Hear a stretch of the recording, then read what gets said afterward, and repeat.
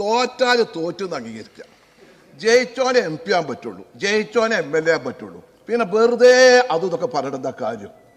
നിങ്ങളൊരു കാര്യം അയച്ച സഹാക്കളെ, നിങ്ങളെ തെരഞ്ഞെടുപ്പിന്റെ പരാജയം എന്താണെന്ന് ആദ്യം നിങ്ങൾ മനസ്സിലാക്കണം.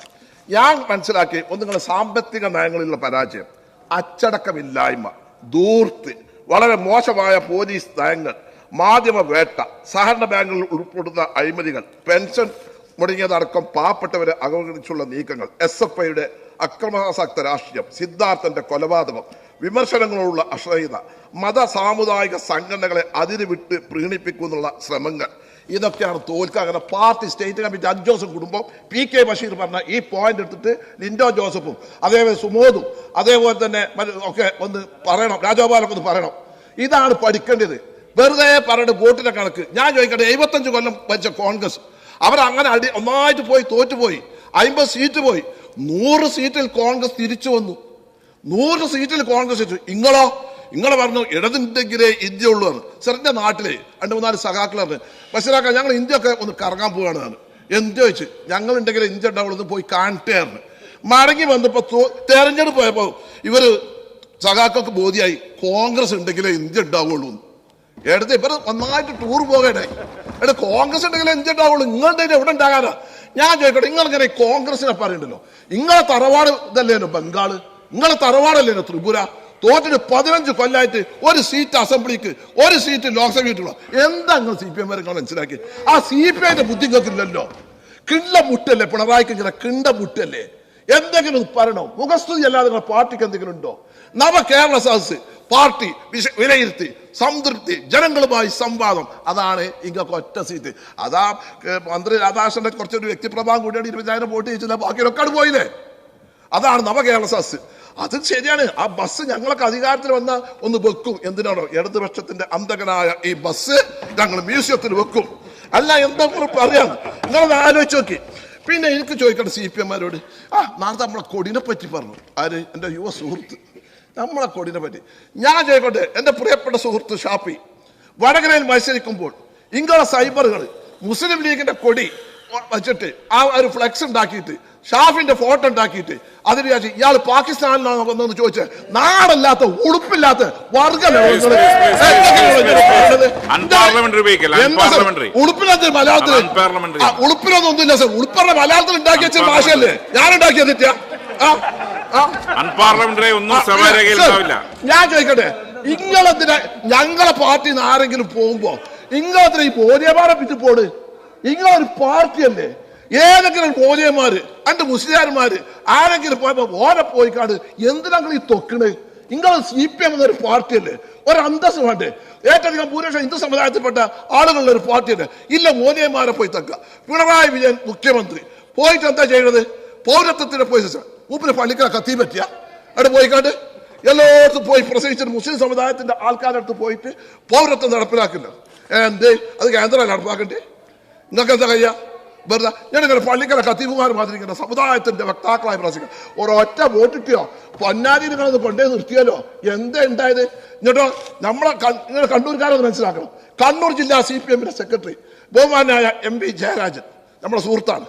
പക്ഷെ എന്താ ചെയ്യാ, ഈ തിരുവമ്പാടി മണ്ഡലത്തിലാണല്ലോ മുക്കം, അവിടെ പോയിട്ട് ഒരു മൂല്യരെ കാണാനേ തെരഞ്ഞെടുപ്പിൽ സഹായിച്ചിന് നന്ദി പറയാനേ ഞാൻ റൂട്ട് തെറ്റി ആ ലീഗാരനോടെ ചോദിച്ച് നമ്മളാൾക്കാർ ഫോട്ടോ എടുത്ത് അവിടെ പോയി. എന്തിനാ ഇതിനൊക്കെ പോട്? നിങ്ങൾ എന്തിനാ അതിനൊക്കെ പോട്? ഈ മോനെമാരെ പിന്നെ നിങ്ങൾ നടക്കണം, എന്നാലും ഞങ്ങൾ സാധാരണ ഞങ്ങളെ കൗമിന് ഇതൊക്കെ അറിയാം, നിങ്ങളെ ഈ ഏറ്റത്താപ്പ് തരം നിങ്ങൾ എവിടെയാ പോകാത്ത? പിന്നെ ഇളവരം കരീം സ്ഥാനാർത്ഥി കരീം മുസ്ലിം വേറെ പണിയൊന്നും ഇളവരം കരീമിനാണ് പോരെ. എന്തിനാ പോയത്? തോട്ടത്ത് ഒന്ന് പറയണം. അവിടെ എല്ലാവരും ബന്ധം മനുഷ്യനല്ല നിങ്ങള്, ഒന്നിനെ നമ്മൾ തമ്പുരാനല്ല നിങ്ങള്. അപ്പൊ നിങ്ങൾ ആലോചിച്ച് നോക്കി, അവിടെ പോയിട്ട് കരീം ഇത് വെച്ച് പോയിട്ട് ഇളവരം കരീം വേറെ പണി ഇങ്ങോട്ടാണ് ഇങ്ങനെ പാർട്ടി എന്ന് പറയുന്നത്. എവിടെ നിങ്ങൾ നന്നാകുക? നിങ്ങൾ നന്നാകണം. കോൺഗ്രസ് നിങ്ങൾ ആലോചിച്ച് നോക്കി, 100 സീറ്റ് കിട്ടി, 52. ഇങ്ങൾക്ക് 52 ആൾക്കാർ ഇടതുപക്ഷത്തിന് പാർലമെന്റ് ഉണ്ടായത്. ഇപ്പൊ എന്തായാലും നിങ്ങൾ ജയിച്ചത് എവിടെയാ? ഇവിടെ നമ്മൾ തമ്മിൽ ഫൈറ്റാ. ഇവിടെ നമ്മൾ രാഷ്ട്രീയമായിട്ട് നമ്മൾ എതിരാളികളാണ്. നിങ്ങൾ മെലീഡിയിൽ നമുക്ക് ബുദ്ധിമുട്ടുണ്ട്. പക്ഷെ നിങ്ങളെ ഒരു കാര്യമുണ്ട്, നിങ്ങൾക്ക് ഒരു കാര്യത്തില്ല, നിങ്ങൾക്ക് ഞാൻ ഇപ്പൊ കണ്ടു തകരാറ് വെച്ചാൽ ഒരു പക്വതയില്ല. ഇതൊക്കെ മാതിരി പക്വത നിങ്ങൾക്ക് ഉണ്ടാകണം. അതാണ് അത് ഉണ്ടാകണം. നിങ്ങള് എന്താ വെച്ചാൽ ഒരു സംഗതി പഠിക്കൂല, വെറുതെ കയറി കാണിക്കാം. ഒരു കമ്മിറ്റി, CPM-ന്റെ കമ്മിറ്റിയൊക്കെ മുമ്പൊക്കെ പറഞ്ഞാൽ എന്താ 72 മണിക്കൂർ ചർച്ചയും കാര്യങ്ങളൊക്കെ ഉണ്ടായി. ഇപ്പൊ എന്താ നിങ്ങൾക്ക് ഇല്ലത്? ചോദിച്ചിട്ട് അത് ഗോവിന്ദ ഭാഷ റിപ്പോർട്ട് ചെയ്യും, CM ഒന്ന് റിപ്പോർട്ട് ചെയ്യും, യെസ് തലക്കുരിക്കാട് പോരും. 2 ദിവസം മീറ്റിംഗ് ആണ്, പിറ്റേന്ന് പത്രത്തിൽ വൈകുന്നേരം 4 മണിക്ക് പിരിഞ്ഞു. ഇപ്പൊ ചർച്ചല്ല. നിങ്ങൾ റിയാലിറ്റിക്ക് വരണം. നിങ്ങൾ പരാജയപ്പെടില്ല, നമുക്ക് സങ്കടമുണ്ട്. കുറച്ച് അത്യാവശ്യ ചില പടങ്ങളൊക്കെ ഉണ്ട്, പകുതികൾ മോശം, അതന്നെ നിങ്ങൾക്കില്ല തകരാറ്. പിന്നെ കാലിക്കറ്റ് വെച്ചിട്ട് നിങ്ങൾ ആ SFI-നെ വന്ന് തലക്കൃതം, നിങ്ങൾക്ക് പരാജയം. ഞാനിങ്ങനെ തെരഞ്ഞെടുപ്പിൽ ഇങ്ങനെ പോയപ്പോൾ സിദ്ധാർത്ഥന്റെ, നിങ്ങളത് മനസ്സിലാക്കണ്ടേ, നിങ്ങളതിനെ എല്ലാ ക്രിമിനലുകളും നിങ്ങൾ താകിടുന്നത്. പിന്നെ നിങ്ങളെ പാർട്ടിക്കുള്ള തകരാറ്. നമ്മളൊരു മന്ത്രിമാരെ ഒരു പരിപാടിക്ക് വിളിച്ച അപ്പൊ പറയും DC-നോട് ചോദിച്ചാട്ടെ, ഡിസ്ട്രിക്ട് കമ്മിറ്റി, പിന്നെ പറയും LC-നോട് ചോദിച്ചാട്ടെ, പിന്നെ ബ്രാഞ്ചിൽ നിങ്ങൾ സ്വകാര്യ സമ്പാദിച്ചിട്ട് പറഞ്ഞാൽ നിങ്ങൾ വില്ലേജ് ഓഫീസർമാർ, ബ്രാഞ്ച് കമ്മിറ്റി സെക്രട്ടറി, LC. ഒരു ജനാധിപത്യല്ലേ എല്ലാം ഓനോട്. ഓരോ പാർട്ടി മാത്രമേ ഉള്ളൂ, ഓരോ ജനങ്ങളായിട്ട് വന്നിട്ടോ. ഈ MLA-മാരുടെ കാര്യം പറഞ്ഞാൽ നിങ്ങൾ കേൾക്കട്ടെ. നമ്മൾ MLA-മാരോട് എന്തെങ്കിലും പറഞ്ഞാൽ മന്ത്രിമാരോട് പാർട്ടി സെക്രട്ടറിയോട് ചോദിച്ചാട്ടെ. എന്തൊരു കഥയാണ്, കാലം മാറിയിരിക്കുന്നത്. അത് മനസ്സിലാക്കി. പാർട്ടി വേണം, പക്ഷെ അവനാണ് പാടുന്ന അധികാരം അന്തസ്സൊക്കെ ജനങ്ങൾ തെരഞ്ഞെടുത്തില്ല. ഇപ്പൊ ശിവൻകുട്ടി മിനിസ്റ്ററൊക്കെ കംപ്ലീറ്റ് ആയിട്ട് കൺട്രോൾ ചെയ്യാൻ പറ്റും. അദ്ദേഹത്തിന് ഒരു നാങ്ങോട്ടല്ല അദ്ദേഹം അവിടെക്കാണ് ജയിച്ചു പോരുന്നത്. അതൊക്കെ അത് മനസ്സിലാക്കട്ടെ. അല്ല നിങ്ങളത് അയാൾ പ്രായമൊക്കെ സമീപമുള്ള മന്ത്രിയാണ്, നിങ്ങളെ വാതിലല്ല. നിങ്ങൾ ആ ബാക്ക്ഗ്രൗണ്ട് ഉണ്ടല്ലോ ഒന്ന് നിർത്തിക്കാണ്ട് നല്ല കട പറയാൻ നിൽക്കണ്ട. പിന്നെ നിങ്ങൾക്ക് സിക്കാർ ജയിച്ച്, നിങ്ങൾ രാജസ്ഥാനിലെ സിക്കാറിൽ ജയിച്ചത് എങ്ങനെയാ? 37,438 വോട്ടാണ്, 39,462 വോട്ടാണ് 6ാം റാമിന് കഴിഞ്ഞ തെരഞ്ഞെടുപ്പിൽ ലഭിച്ചത്. 4,74,948 കോൺഗ്രസിന് അവിടെ കഴിഞ്ഞ പ്രാവശ്യം കിട്ടിയ വോട്ട്. 7,72,104 വോട്ടാണ് ആർക്ക് കിട്ടിയത്? BJP കിട്ടിയത്. 2,97,156 വോട്ട് ജയിച്ചപ്പോൾ ആ രാഹുൽ ഗാന്ധിക്ക് പാരമ്പര്യമുള്ള നെഹ്റു കുടുംബത്തിന് ഒരു സിമ്പതി തോന്നിയോണ്ട് ആ സിക്കാർ സീറ്റുകൾക്ക് തന്നു.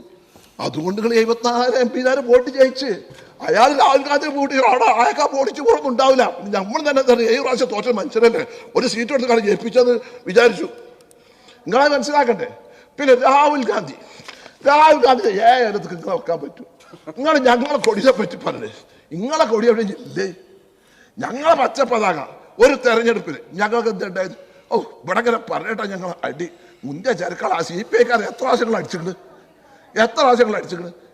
നിങ്ങൾ വടകര, കണ്ണൂർ, കാസർഗോഡ് നിങ്ങളൊന്ന് ചിന്തിക്കണം. പൊന്നാനി, മലപ്പുറം ഒന്ന് ചിന്തിക്കണം. 4 മോദിയന്മാരിഞ്ഞ് നാളെ ഞങ്ങളെ ചീത്തറിയുമ്പോത്തിന് ഞാനും നാളെ വിദ്യാഭ്യാസ മന്ത്രി എനിക്ക് നിങ്ങളോട് കാര്യം പറയണം. നിങ്ങളൊരു നിലവാരമുള്ള മനുഷ്യർ. ഇന്നാളുണ്ട് ഒരു സുഞ്ചിന്റെ നമ്മളിക്കുന്ന വിഘടിച്ച് നമ്മളങ്ങനെ ചീത്ത 2 കൂട്ടർ മന്ത്രിന്റെ ഓഫീസിൽ ഞാൻ സ്വസ്ഥമായിട്ട് താഴത്തേക്ക് ഇങ്ങോട്ട് ഇറങ്ങി വരുമ്പോൾ മന്ത്രിന്റെ 2-3 സ്റ്റാഫ് ഇങ്ങനെ ഞാൻ വെച്ച് കാര്യപ്പെട്ട ആരെങ്കിലും പാർട്ടി പോളിറ്റി ബ്യൂറോ ഏതെങ്കിലുമൊക്കെ ഒന്ന് സ്വീകരിക്കാൻ വരികച്ചു. അപ്പോൾ 2 മോദിയന്മാർ വരുന്നത് അതിനിങ്ങനെ ലിഫ്റ്റ് കയറ്റിയിട്ട് ഇങ്ങനെ കൊണ്ടുപോകണം. ഞാൻ എല്ലാവരും ബാക്കിൽ പോയി നോക്കി. ഉള്ളൊക്കെ മന്ത്രി അടിച്ചപ്പോൾ മന്ത്രിയുടെ പ്രൈവറ്റ് റൂമിൽ കൊണ്ട് എന്തിനാ കുട്ടി ഇതൊക്കെ എന്താണൊക്കെ വാട്ട് ഹാപ്പൻസ് യു അതാണ് എന്ത് പറ്റി? നിങ്ങൾ ആലോചിച്ച് നോക്കി. നിങ്ങൾ എന്തൊക്കെ പറ്റിയത്? ഇങ്ങനെ ഒരു പാർട്ടി ഉണ്ടോ? നിങ്ങൾ CM ഓരോന്നും പറയുമ്പോൾ നിങ്ങൾ ആലോചിക്കണം. നിങ്ങളെ ഒരു മുന്നണിയിൽ ഒരു ധനകാര്യമന്ത്രി നിങ്ങൾ ഉഷാറായി തോന്നി. നിങ്ങൾ ഞങ്ങളൊക്കെ സഹായിക്കണം. ഒരു പ്രതിപക്ഷ ബഹുമാനം അങ്ങേക്കും പാടും. ഈ ഫണ്ട് കൊടുക്കുമ്പോൾ കിഫിയിലെ ഫണ്ട് കൊടുക്കുമ്പോൾ നിങ്ങൾ ഞങ്ങളൊക്കെ ഫയൽ വരുമ്പോൾ നിങ്ങൾ ഒരു രാഷ്ട്രീയ അവനാന്റെ കാര്യം കൂടി പറയട്ടെ സർ. ഇതില് ഈ മന്ത്രിയോട് പറയാനേ നിങ്ങൾ പറയും കിഫിയിൽ 9 ഫയൽ അങ്ങേക്ക് വന്നാൽ 7 ഫയൽ 2 വർഷമാണെങ്കിൽ നിങ്ങൾ ഒപ്പിടും, 2 ഫയൽ നമ്മളതാണെങ്കിൽ നിങ്ങൾ ഒപ്പിടില്ല. എന്തൊരു പരിപാടിയാ. അതേപോലെ പ്ലാൻ ഫണ്ട് ആ PWD ഡിപ്പാർട്ട്മെന്റ് ഒരു ബേപ്പൂര് മണ്ഡലം മാത്രമാണോ കേരളത്തിലുള്ളത്? വേറൊരു പ്ലാൻ ഫണ്ട് മുഴുവൻ അവിടേക്ക് എന്തോ പറയട്ടെ. കാലിക്കറ്റ് യൂണിവേഴ്സിറ്റി നിങ്ങളെ കുത്തകയായിരുന്നു. നിങ്ങൾ എന്തൊക്കെ ചെയ്തു? ഞങ്ങൾ MSF-ഉം KS-ഉം സെക്യൂർ ചെയ്ത് യൂണിവേഴ്സിറ്റി യൂണിയൻ പിടിച്ചെടുക്കുന്നുണ്ടെങ്കിൽ പാർലമെന്റ് കഴിഞ്ഞ ദിവസം കുട്ടികളെ വോട്ട് ചെയ്തിട്ടാ. അവിടെ മനസ്സിലാക്കണം. അപ്പൊ എല്ലാം ഒന്ന് പഠിക്കണം. വെറുതെ കയറി പ്രസംഗിക്കാനൊക്കെ ഒന്ന് പറഞ്ഞത് നെഞ്ഞത്ത് വെച്ചിട്ട് ഇന്റെ പാർട്ടിക്ക് എന്താണ് ഉണ്ടായത്, ആരാണ് കാരണക്കാർ ഒക്കെ ഒന്ന് പഠിച്ച് മനസ്സിലാക്കണം. സ്പീക്കർ സാർ, നിങ്ങളോട് പറയാം, നിങ്ങൾക്ക് ഇപ്പൊ ഇതിനൊക്കെ ഒന്ന് ഇടപെടാൻ കുറച്ച് ബുദ്ധിമുട്ടുണ്ട്. സ്വകാര്യ സംഭാഷണത്തിലെങ്കിലും ഈ ഉപദേശം നിങ്ങൾ കൊടുക്കണം എന്ന് മാത്രം പറഞ്ഞുകൊണ്ട് ഞാൻ ഈ ധനാപത്യങ്ങളെ എതിർക്കുന്നു.